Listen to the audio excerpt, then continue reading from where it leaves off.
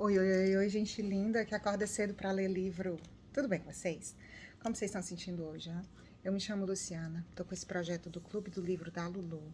O nosso atual projetinho de trabalho é reinventar a vida de Frei Beto, editora Vozes, Rio de Janeiro, Petrópolis. E, gente, deixa eu dizer uma coisa.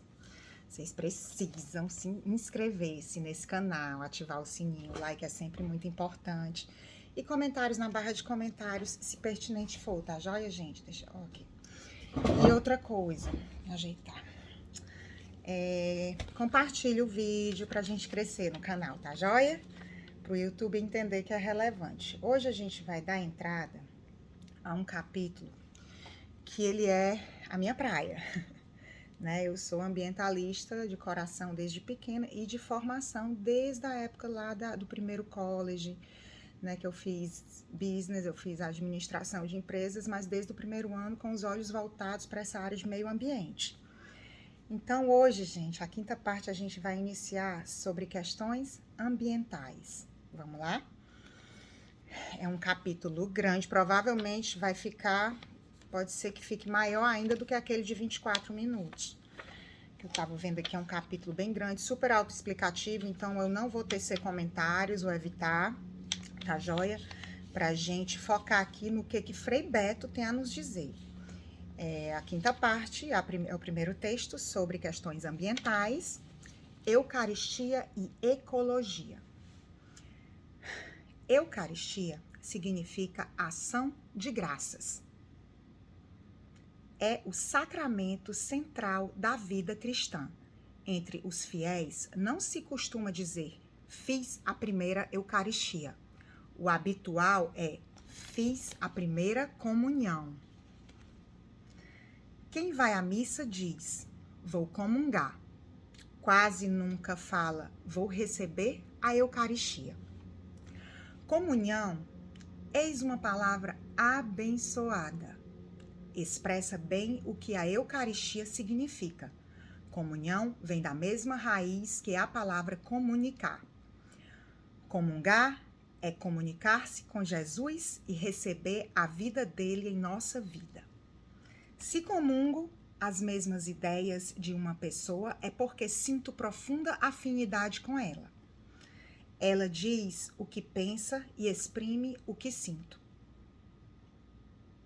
Ela diz o que penso e exprime o que sinto. Na Eucaristia comungamos 1. Com Jesus, 2. Com os nossos semelhantes, 3. Com a natureza e 4. Com a criação divina. Vamos lá?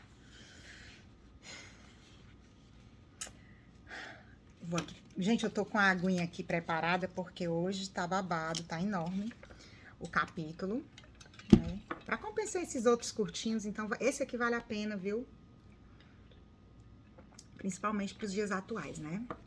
Ai.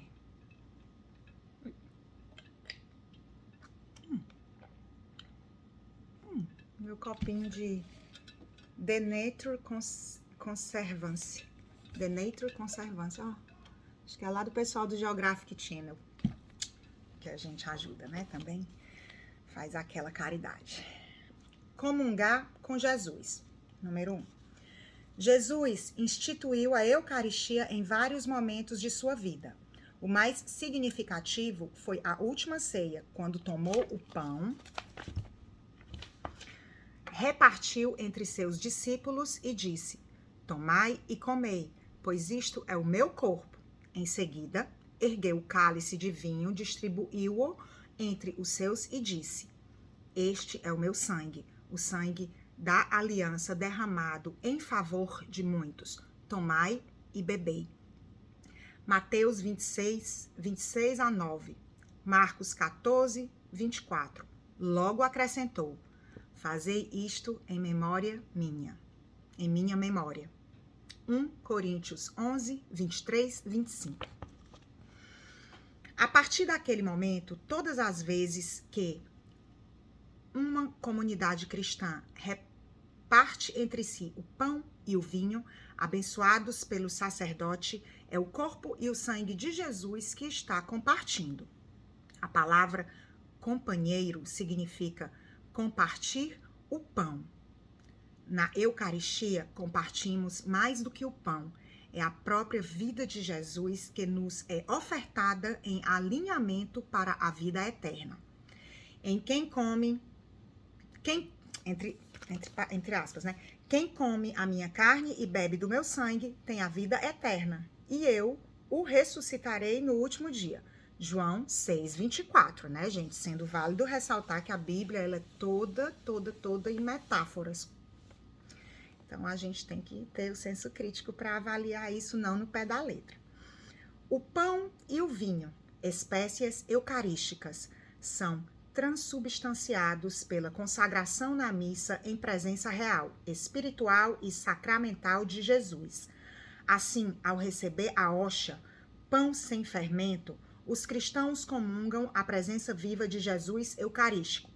Nossa vida recebe a vida dele que, alimento excelente, nos revigora e fortalece. Toma-nos um com ele, que todos sejam um. João 17:21. São João da Cruz cantou em um poema: Ó noite que juntaste, amada com o amado, amado já na amada transformado. Que lindo!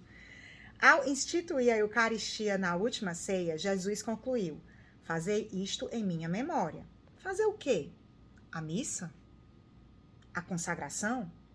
Sim, mas não apenas isso. Fazer memórias é sinônimo de comemorar. Rememorar juntos. Ao comemorar os 500 anos da invasão portuguesa, o Brasil deveria fazer memória do que, de fato, ocorreu: genocídio indígena, tráfico de escravos, exclusão dos sem terra, etc, etc, etc. Né? Vou tomar água aqui.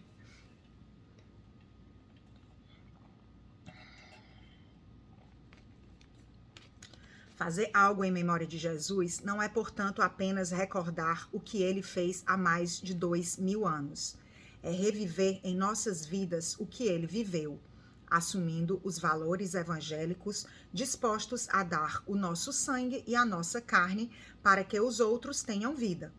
Quem não se dispõe a dar a vida por aqueles que estão privados de acesso a ela não deveria se sentir no direito de aproximar-se da mesa eucarística. Só há comunhão com Jesus se houver compromisso de justiça com os mais pobres. Pois quem não ama seu irmão, a quem vê, não poderá amar a Deus, a quem não vê. 1 João 4:20. A referência, né, gente? Vamos lá. 2. Comungar com os nossos semelhantes. A vida é o dom maior de Deus. Vim para que todos tenham vida e vida em plenitude. João 10:10. Não foi em vão que Jesus quis perpetuar-se em nós aquilo que há de mais essencial à manutenção da vida humana: a comida e a bebida, o pão e o vinho. O pão é o mais elementar e universal de todos os alimentos, assim como hoje o vinho era bebida de festa litúrgica, festa e liturgia. No tempo de Jesus, de certo modo, o pão simbolizava a vida cotidiana e o vinho aqueles momentos de profunda felicidade que nos fazem sentir que vale a pena estar vivos. No entanto, há milhões de pessoas que ainda hoje não têm acesso nem à comida e muito menos a uma água potável, a uma bebida. O maior escândalo nos tempos em que vivemos é a existência de pelo menos 2014, 1,2 bilhão de famintos entre os 7 bilhões de habitantes da Terra. No Brasil, milhões trabalham de sol a sol para assegurar o pão de cada dia.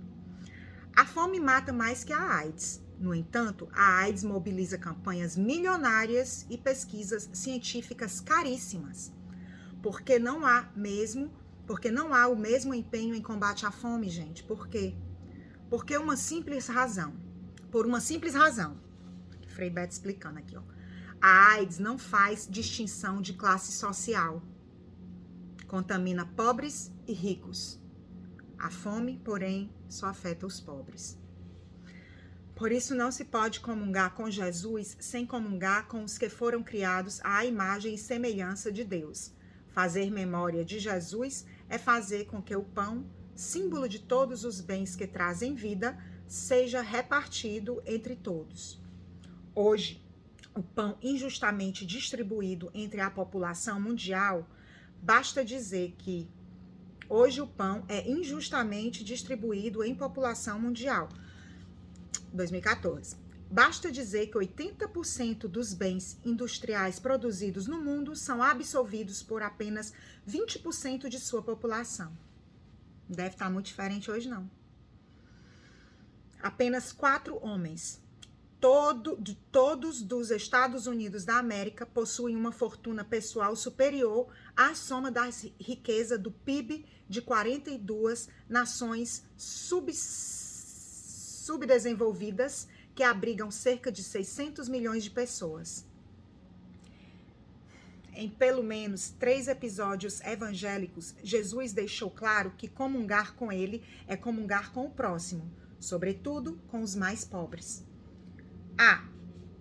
No Pai Nosso, ensinou-nos uma oração com 2 refrões, Pai Nosso e Pão Nosso. Não posso chamar Deus de Pai e de Nosso, se quero que o pão, os bens da vida, seja só meu. Portanto, quem acumula riquezas arrancando o pão da boca do pobre não deveria sentir-se no direito de se aproximar da Eucaristia. B.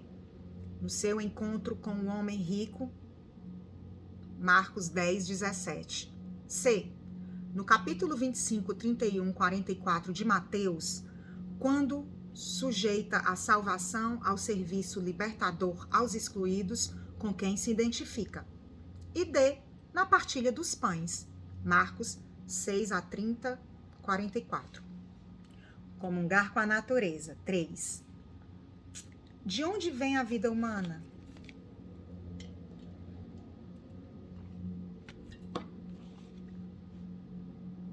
O livro Gênesis, que significa livro das origens ou livro da evolução, narra que Deus criou o mundo em 7 dias. 7, na tradição hebraica, representa muitos. Os nossos pecados serão perdoados não apenas 7, mas 70 vezes 7 vezes. Mateus 8, 21 a 22. Mateus 18, 21 a 22. É uma maneira de ressaltar que a misericórdia de Deus é infinita. A criação, portanto, foi um processo assim como o surgimento de uma mangueira.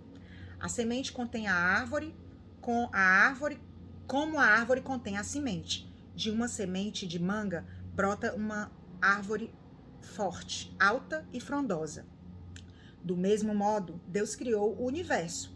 De um ovo primordial que quebrou há 13,7 bilhões de anos, provocando o Big Bang ou a grande explosão. Surgiram todos os elementos que formam a matéria do universo, inclusive nós, seres humanos. Observe o seu corpo. De que é feito? De células, trilhões de células, da fusão de 2 células, o espermatozoide e o óvulo. Nasce o ser humano, homem ou mulher. Como a semente contém a mangueira em potencial e o ovo, a galinha, inclusive com o seu cacarejar. O feto encerra o ser humano completo, membros e órgãos, inteligência e aptidões. À medida que as células se desenvolvem, o corpo cresce e o cérebro se forma, despertando a consciência.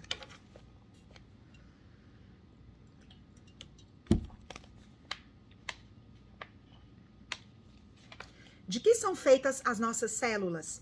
De moléculas. Todo ser vivo, gente, animais, plantas, é feito de células. Todo ser não vivo, areia, água, terra, pedra, é feito de moléculas. A célula é, portanto, a vida. Precisa de oxigênio para viver.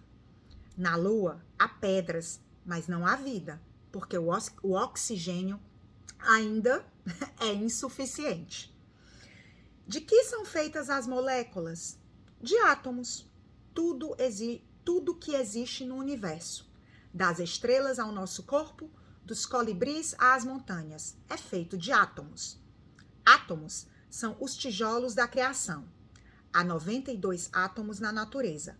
Pode-se compará-los às 26 letras do alfabeto. Com essas 26 letras, a palavra de Deus pode ser lida na Bíblia. Os jornais divulgam todo tipo de notícia. Guimarães Rosa retratou o espírito de Minas em sua obra. Do mesmo modo, com 92 átomos, se faz toda a escrita da natureza, todos dos peixes aos macacos, da chuva às pedras preciosas. Portanto, o nosso corpo é feito de células, que são feitas de moléculas, que são feitas de átomos. E onde são feitos os átomos? Em um único forno, o calor das estrelas. Explico. Imagine uma padaria. Quase tudo ali é feito de uma única matéria-prima. A farinha e o trigo. Com ela se fazem pães e bisnagas, bolos e tortas, biscoitos, bolachas e doces. Do mesmo modo, a farinha de trigo do universo é o átomo de hidrogênio, o único, o número 1. À medida que ele cozinha no calor das estrelas, muda de ponto. Se não sabe o que é ponto de um molho ou doce, pergunte a uma cozinheira. E assim adquire nova qualidade. O átomo de hidrogênio transforma-se em átomo de hélio, o hélio em lítio, o lítio em oxigênio, etc, etc, etc. Isso significa que todos nós somos feitos de matéria estelar. Trazemos em nosso corpo 13,7 bilhões de anos da história ou da evolução do universo. Os átomos de nosso corpo já foram mares e vulcões, águias e serpentes, carvalhos e rosas. Experimente olhar uma criança de rua consciente de que ela traz em si 13,7 bilhões de anos. Né? Toda a criação está, pois, entrelaçada, formando uma única malha. Tudo que existe, pré-existe e subexiste. Daí falaremos em universo e não em pluriverso. Ou multiverso no momento, né? Agora a gente já está falando em multiverso, mas vamos voltar aqui para a realidade. Essa unidade faz o cosmo, termo grego que significa belo, e está na raiz da palavra cosmético. Aquilo que traz beleza, né? O cosmético é aquilo que traz a beleza. De certo modo, o nosso corpo reproduz a geografia do universo, ou pelo menos do planeta Terra. Os mesmos elementos químicos que encontram na Terra acham-se também em nosso corpo. Nosso corpo e a Terra têm a mesma proporção de água, 70%. Como a Terra, nosso corpo possui protuberâncias e grutas, ondulações e sistemas de irrigação, e até matas em forma de pelos que protegem a fonte da vida. Somos filhos da Terra. Ela é a nossa mátria. Tem 4,5 bilhões de anos. Nela, a vida surgiu há 3,5 bilhões de anos. E a vida humana há cerca de 2 bilhões de anos. 2 milhões de anos, a vida humana. Já reparou que nossa vida é uma respiração boca a boca com a natureza? Do nascimento à morte, jamais deixamos de respirar. Morreríamos se não absorvêssemos o oxigênio que nos é fornecido pelas plantas e algas do oceano. Se as florestas forem destruídas e os oceanos contaminados, a vida na Terra desaparecerá. E quando expiramos, soltaremos ar pelas narinas e pela boca, devolvendo gás carbônico à natureza. As plantas e os plânctons, principalmente, né, gente, nutrem-se de gás carbônico. Eis a respiração boca a boca. Falei que ia ser o maior vídeo. Vejamos outra dimensão eucarística da nossa relação com a natureza. Impossível viver sem comida e bebida. Toda comida é uma vida que morreu para nos dar vida. O arroz que comemos no almoço é um cereal que morreu para nos dar vida. A carne de um animal que morreu para nos dar vida. O vinho de uma fruta que foi esmagada para alegrar ao nosso coração. No ato de nutrição, há um caráter eucarístico. Comer é comungar. O que morreu ressuscita em nova qualidade de vida. Agora, a batata é carboidrato em meu organismo e a carne, proteína. Vivo porque algo morreu para me dar vida. Em suma, viver é um movimento eucarístico. É bem melhor comer quando há mais de uma pessoa à mesa. Missa rima com mesa. Vou à missa. Vou à mesa. Ao me alimentar, comungo com o outro que também se alimenta. Dou-lhe um pouco do meu ser, da minha amizade, das minhas ideias, bem como acolho e me nutro do que tem a me dar. O ser humano não se alimenta apenas de bens materiais, verdura, cereal, máquinas, equipamentos. Alimenta-se também de bens simbólicos. Religião, arte, amor, livros. São os bens materiais que tornam a vida possível como fenômeno biológico. São os bens simbólicos que tornam a vida bela, plena de sentido. Dizia o escritor cubano Onélio Cardoso, que o ser humano tem duas grandes fomes, de pão e de beleza. A primeira é saciável, a segunda é infindável.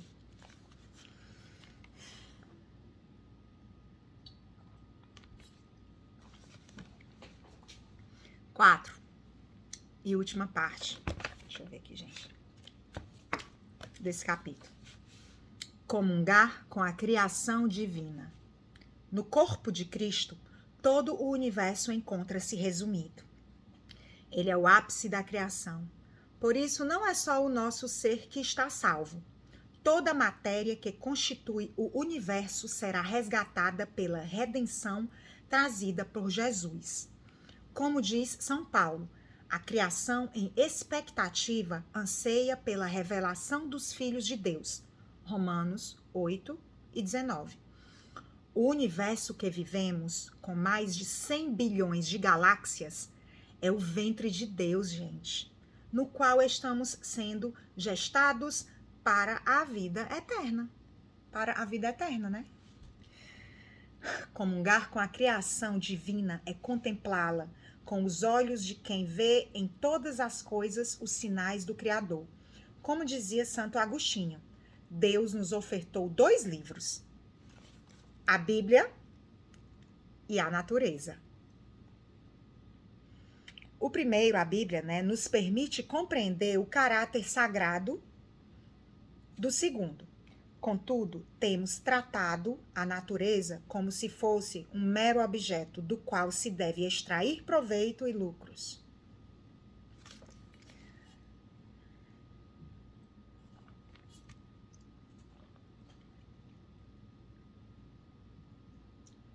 Até me perdi. Milhares de espécies vivas desaparecem definitivamente a cada ano. Rios, lagoas e os nossos mares estão sendo poluídos. Gastamos perdulariamente os recursos naturais, como a nossa água potável, que nos parecem inesgotáveis. Ao agir com descaso pela prevenção, pela preservação. Ao agir com descaso pela preservação do meio ambiente, damos as costas às gerações futuras, que serão vítimas dos desequilíbrios causados por hoje. Se olhássemos a natureza como nossa casa, aí entre parênteses, oikos, oikos, em grego, de onde deriva a palavra ecologia, oikos, pleroma ou extensão do corpo de Deus. Com certeza teríamos uma atitude bem mais reverencial a esses bens criados para a nossa felicidade, e não para a ganância de alguns.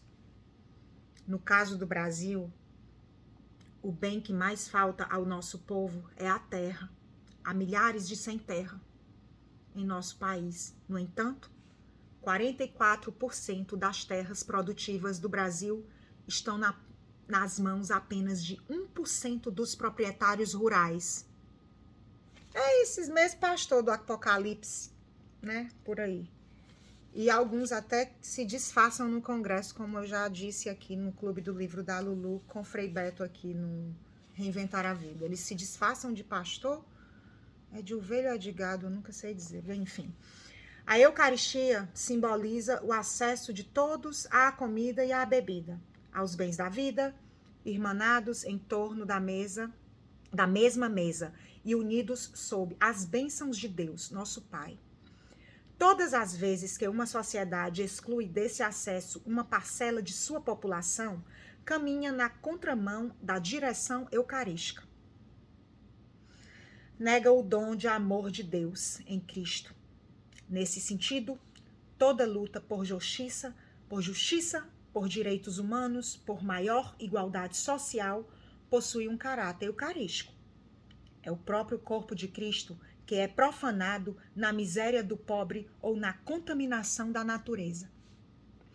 Como assinalam os Atos dos Apóstolos. Nele vivemos, nos movemos e existimos. 17 e 18.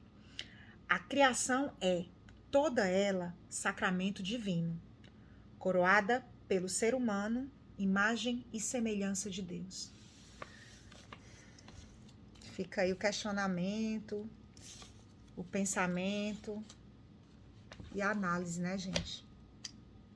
Gratidão, gratidão, gratidão por vocês até agora aqui comigo neste canal. Até um próximo Clube do Livro da Lulu. E tchau, tchau.